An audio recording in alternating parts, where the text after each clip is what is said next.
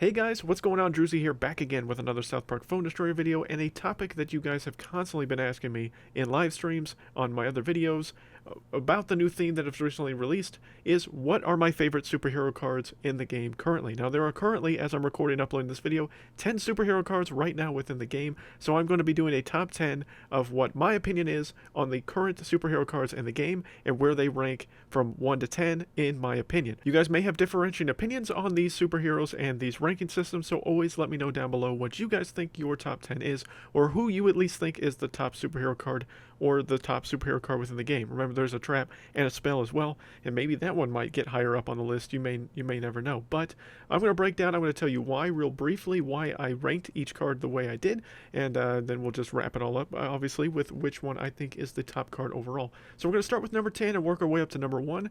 And yeah, let's just get right to the number 10 card, in my opinion. Alright guys, coming in hot at number 10 is Call Girl. Now, Call Girl to me might be one of the worst legendary cards in the game right now. I look at Call Girl and she reminds me of the early stages of Pope Timmy. So when Pope Timmy first came out, all you pretty much used him for was Man Bear Pig. Before the epic buff, before his buff in energy cost where he went from 7 to 6, Call Girl reminds me similar to that Pope Timmy as far as usefulness. Not as useful as I would like her to be. Obviously, as a legendary card, you assume that she would be dominant, or at least in a much better spot than she is right now. I don't like the fact that her range is a 3.5 less than 4 like the other Wendy's. That one is kind of disheartening. I also don't like the fact that I just don't feel like she does a whole lot for you. I like the Warcry summons a superhero ally from your hand. You would think would be a lot nicer than it really is, but the fact of the matter is that you don't know which superhero card you're going to get could be problematic for you. You might just get something you don't want versus something that you would want. Generally, you would want something like the Coon to spawn out, and to where Call Girl would, you know, put out a tank unit in front of her, and then that for she's the range behind it. But instead, sometimes you might get, you know, Mosquito or Tupperware in a situation where though that unit may not actually assist you in the proper context, to where then Call Girl then doesn't become as useful. And then you've seen plenty of people try to use Call Girl paired with Pope Timmy to revive her back up, get another superhero out on the field. I think once more superhero cards are added to the game, maybe Call Girl will be better. But as far as her stats, she needs an overhaul on her stats for sure to be more relevant, or at least an energy cost decrease to be more useful overall within the current meta structure. Right now, she's not very good, and I get that it's early on. A lot of people don't have her to a high enough level right now, but even with her stats at base level 3 that we were seeing from Buck's highlight video, or the video that I've already posted here, Call Girl just didn't seem very useful even at a higher level than what she is right now for many people. I have her at level 2, but you know, that obviously will change hopefully in the future. But as of right now, she's not useful to me. I think she's the worst superhero right now in the theme. Coming in at number 9 is the other legendary from this theme, Mysterion. Now, Mysterion has identical stats to Inuit Kenny as far as base health and base damage. I'm not sure on attack speed. You guys can find that out for yourselves and let me know, or if you do know the answer to that. He does more energy cost than Inuit Kenny. Inuit Kenny is not in a good spot either right now within this current meta, and Mysterion is sadly in that same boat. Because he has similar stats, yes, he revives himself infinitely and revives at the same level that you have him at. So I have him at max level 3, so when he dies and he comes back, he still comes back at max level 3, but it takes forever for him to come back. I mean, I think it would be too overpowered if he came back too quickly, though. And his energy cost is very high, so it's one of those things where either you have to use him at the beginning of the match and hopefully just continue to cycle back through him, or you play him, or wait until there's double energy, or until after the double energy starts, and then you can hopefully get him back or get him much quicker to where he'd be more useful in a fight. He's not something that you just spawn in and just pray, okay, I hope Mysterion saves the day, because generally that's just not going to happen for you, or at least I haven't found much success with that. I've had Mysterion be clutch in very, very small situations, and I'm not saying that Mysterion is completely useless. I just feel like right now, with the way that the current cards are set, Mysterion and Call Girl, even though they're legendary cards, are in kind of a bad place. The positive, though, however, is that we all have the ability to obtain these cards in the early stages with the way the new PvE is structured. Granted, you can get past some of these dreaded tasks that are really plaguing a lot of people with the Indians and the unholy cards and things like that. If you can get past that and get your hands on Mysterion and Call Girl, at least that's a plus, and then that way they are in your rotation to where you could possibly unlock more of them in packs later down the road. But right now, Mysterion's not in a good spot. If there is some tweaking done to his card, then obviously he would be better. An energy decrease would be widely appreciated, at least at first, and then maybe some buffs to his overall damage and health maybe would be useful too. But right now, Mysterion, not very good any more than Call Girl, really, right now in the current meta. At least a little bit better than Call Girl. Coming at number 8 for me is the Coon. And the reason why the Coon is down a little bit lower than some of these other cards is primarily because of the fact that it seems to be very difficult to obtain the Coon number 1. It seems like he's kind of rare to obtain as far as a card. Maybe I'm wrong there, but out of all the superhero cards that I have, he is my lowest as far as the number of copies that I've been able to obtain of him.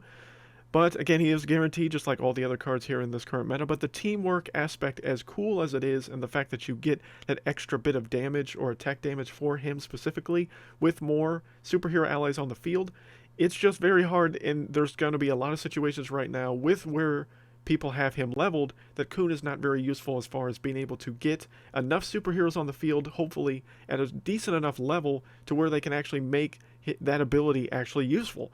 Until that point comes, his health scaling seems to be pretty decent for an epic card. It doesn't seem to be overpowering by any stretch of the imagination, and his damage is low, but that teamwork can be very nice as far as a buff if he has multiple units on the field. It just seems very difficult to get a lot of those units out there, though, right now. Once some more superhero cards get added in the game, I think the Coon can actually be extremely strong once more get filtered in, and we see where some of the new abilities and some of the new aspects of the other superhero cards come to place in here. Right now, the Coon just isn't very strong to me right now, and I'm hoping that will change in the near future, especially if I can get more copies of him and get him to a higher level, and with some of the other heroes being added, they will make him more useful, and his teamwork ability more useful as well. But as of right now, the Coon just not working for me with the way these cards are right now. Coming at number 7 is Toolshed. Now, Toolshed falls down a little bit because of the fact that Toolshed's scaling seems to be a little bit lower than some of these other superhero cards. Some of these superhero cards seem to have very good scaling as far as their base health and their base damage are, but Toolshed seems to be a little bit behind some of the other people. Even though he's an epic card, it just doesn't seem to be as powerful. Maybe he is a little bit better than I'm giving him credit for in those two regards. His charge ability disables an enemy trap nearby or places a chomper himself. Can be pretty useful. Right now, I only have him to level 3. He's not quite max level 3 yet, but I'm sure at level 4, level 5 especially, you could see Toolshed being very good. And I'm not saying Toolshed is complete garbage. I'm not saying any of these cards are really trash, except the legendaries in my honest opinion. But I think Toolshed could be better, at least maybe with higher levels. I will get more accustomed to him. I like his energy cost. I like the way he plays as a unit, but right now he's just not very good form. And again, because I have him leveled to such a lower level than some of these other cards, I feel like he's not quite as useful right now. But he could be much stronger down the road, and especially with other cards paired with him, maybe it would make him a little bit better. Right now, even though his card art is the best out of this entire theme right now, Toolshed, it could be a little bit better right now, in my opinion. Coming at number 6, guys, is Human Kite. Now, the only reason why Human Kite's a little bit higher up than Toolshed, in my opinion, is primarily because of the fact that Human Kite has an ability that will affect multiple units. He is flying, which also gives him a little bit of an advantage. But Human Kite is a hybrid, like I've said multiple times, of Bounty Hunter Kyle to me and Kyle of the Drow Elves. I feel like Kyle of the Drow Elves' ability with his shield is better than Human Kite's, and I feel like Bounty Hunter Kyle is better than Human Kite also. So Human Kite's kind of in that weird hybrid middle function where he has that flying ability which gives him which helps a lot. I like the fact that he has the eye laser beams as an attack, even though his attack isn't devastating, as his attack speed isn't very good. The aura for the shields is relatively small, but it's not overpoweringly ridiculous. It only affects ground units. It does not affect flying units or certain units that can't be affected by shields, like Tupperware or like, the Roombas, stuff like that. But Human Kite does have some value. I think he's a little bit better than Toolshed just because he has the ability to make other units safer for at least a duration of time, and the fact that he's a flying unit gives him a little bit of a benefit, a little bit of an up. But Human Kite, not great right now. Maybe in the future once I have him to higher... I have him to max level 4, and he's useful. I found him to be helpful in situations for my deck, more so than some of these other cards that are not in my deck right now, but... a lot of that is just due to level, honestly, the reason why Human Kite is in there more so than some of the other ones, but I feel like Human Kite is okay. I don't feel like he's fantastic or great, but I feel like he definitely has value and situationally can be extremely useful with his shield, which is generally the case with any card or unit that has a shield ability. So Human Kite, a little bit higher than Toolshed, mainly for those reasons. Coming at number 5 is the Chomper. The Chomper is a trap unit. It is the only trap unit currently within the game. That could obviously change here in the future, but the chopper does have some usefulness with the damage, and it has a mild freeze to the enemy on contact initially. The chopper is nice for the fact that it can act. It is one of the only things that can do damage to Tupperware. Because it is not a spell or it is not an ability per se. It is a trap, which is completely different. The chopper has some usefulness as far as defensive. It can help you put something down into where you can maybe keep a unit from attacking you. But the fact that the chopper has such a low radius as far as being able to attack multiple enemies just makes it a little bit weaker than we would like it. I love the energy cost of 2 energy, and I feel like with a rare card you could get it leveled up fairly good. Once you get to like level 5, level 6, it could be devastating. Right now I have it to level 4, and it's just not quite as good as I would like it to be. Obviously at level 5 I may have it higher up on this list. I feel like it could be good to stop a Douglas, stop a bunch of other units, maybe some spawn units, or just something that's just super annoying that you don't want to deal with anymore. It could be helpful in maybe taking out a Bebe or any other range unit. But right now the chopper could be a little bit better. Obviously level has a little bit to play into that, but overall I think there are some other cards within this theme that are a little bit better than what the chopper has to offer anyways, even if it was at level 7 in my opinion. So that's why the chopper is where it is. Okay, guys, coming in at number 4 is Fast Pass. I like the way Fast Pass plays right now within the game. I think it could be a little bit better, but Fast Pass I think is one of the a little bit more underrated epic cards, at least out of this theme specifically. The fact that he gets his charge ability back so fast, I mean obviously again Fast Pass is his name, and then it targets the nearest enemy, it damages all enemies in his path when it does that, which oftentimes it's not really going to hit a whole lot of stuff. If you're going towards the closest enemy and some swarm maybe passes through the path, that might do some damage there. The damage as far as the charge ability itself doesn't seem to be very high. It seems to be decently scaled, but a lot of that reasoning is because the fact that he gets it back so quickly that it would be almost too much if it was a lot stronger than what it really is. I feel like he has very good health scaling for the most part, and his damage potential isn't too bad either. And Fast Pass has been very situationally useful for me in the course of right now within the way the superhero theme is structured and the way my deck is built for it. Also, I have him to level 4, which is very nice and also very useful at the same time as well. So I like the way Fast Pass plays, but it could be a little bit better. Maybe a little bit slight buff to the actual charge damage would be nice. Outside of that, I think Fast Pass is in a pretty good spot right now. It doesn't need a whole lot of changing right now. Just, higher level would obviously be more helpful, honestly, down the road. Coming in at number 3 is the only spell card right now for superheroes, and that is Super Fart. Super Fart is undervalued for a lot of reasons. It is obviously a defensive card. That is its only main purpose, is to push enemy new kids away from the new kid, but it can be used in a variety of situations where it's not just going to maybe stop a Douglas coming at you, or stop a small push coming at you, or stop a bunch of swarm units coming at you.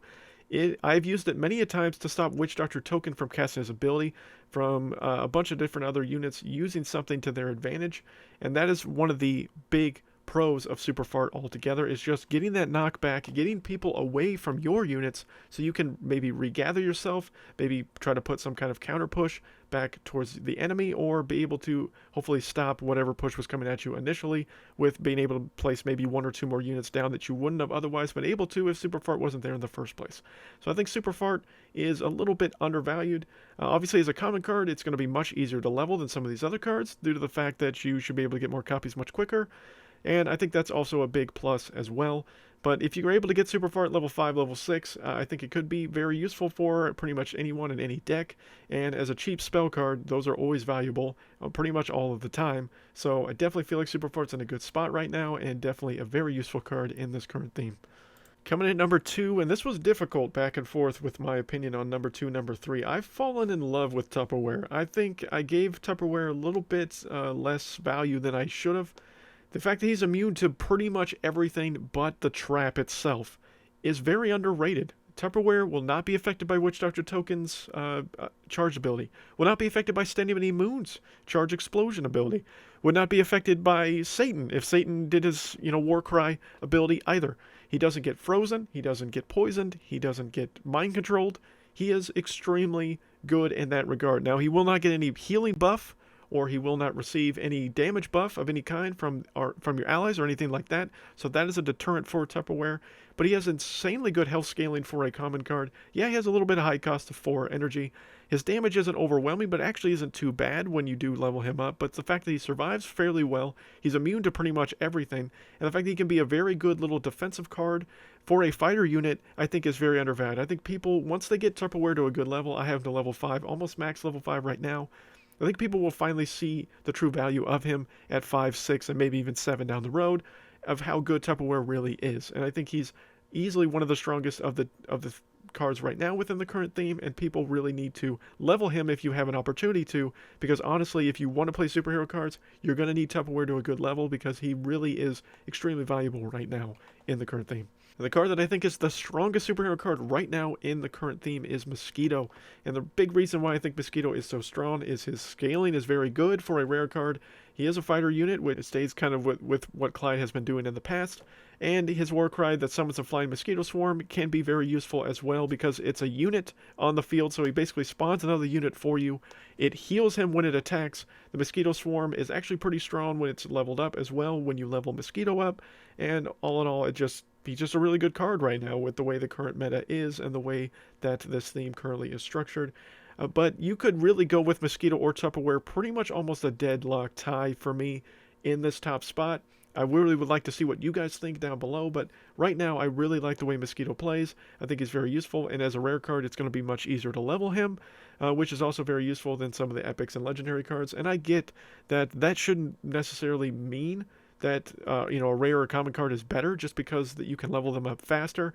It just, honestly, for one of the few times that I've noticed when a new card gets added to a theme or something like that, that a rare card has been this powerful. The last time was with Elven King Bradley. But obviously, Elven King Bradley is kind of rare in the aspect, no pun intended, that a rare card actually being added to the game has actually been useful. There have been some rares that have not really been that great when added to the game. 4S Monkey now seems to be good for me because he's level 6, but up until that point, debatably, was pretty terrible. So having a good new rare card and new common card is very promising for this theme, and very promising going forward, that hopefully Red Links continues to have some of these easier to obtain cards to where they're playable at a decent level and are easy to obtain, hopefully, as well for you guys. But that is where I think the current superhero theme is, in my opinion.